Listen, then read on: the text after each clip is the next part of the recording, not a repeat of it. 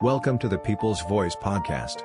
Don't forget to subscribe to our YouTube channel at Animation Liberate for Organize to watch more of our videos to learn from the life of the common people, the challenges they face and how they manage to overcome them.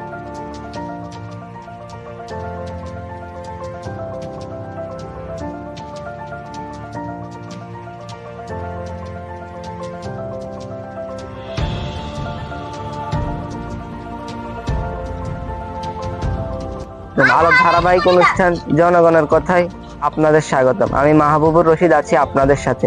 আজকে আমরা কথা বলবো লক্ষ্মীপুর সদর উপজেলার 14 নং word Banchhanagar গ্রামের খাল পাশে বেড়িবাঁধ সংলগ্ন এলাকার এক বোনের সঙ্গে। ওই দিন আমরা ওনার সাথে ওনার দুঃখ দুর্দশার কথা জেনেছিলাম। উনি প্রতিবন্ধী সন্তানকে নিয়ে কিভাবে জীবন যাপন করছিলেন তা আমরা জেনেছিলাম। আজকে আলোর তরফ থেকে সামান্য কিছু উপহার সামগ্রী আমরা নিয়ে এসেছি বোনের সাথে দেখা করতে। জানবো উপহারটি পেয়ে বোনের অনুভূতি সম্পর্কে জানবো। আসসালামু আলাইকুম। আলোর পক্ষ থেকে উপহার পেয়েছেন? আলহামদুলিল্লাহ পাইছি। আপনার অনুভূতি কেমন? আলহামদুলিল্লাহ আমি খুব খুশি হয়েছি। খুশি হয়েছেন? আর কি কি সহযোগিতা আপনারা আলোর থেকে আশা করেন বা আশা করি কি সুবিধা হলে মনে করেন যে আপনাদের আরেকটু খুশি হবে? যদি এখানে ডাক্তার দেয় চাইতে হইতাম, খুব খুশি হইতাম। টাকা পয়সা সাহায্য করছি। আলহামদুলিল্লাহ খুশি হয়েছি খুব।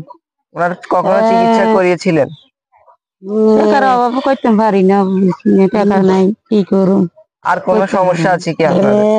বসত বাড়ি নাই, আমরা বেরিক সাইডে কিনে খাই।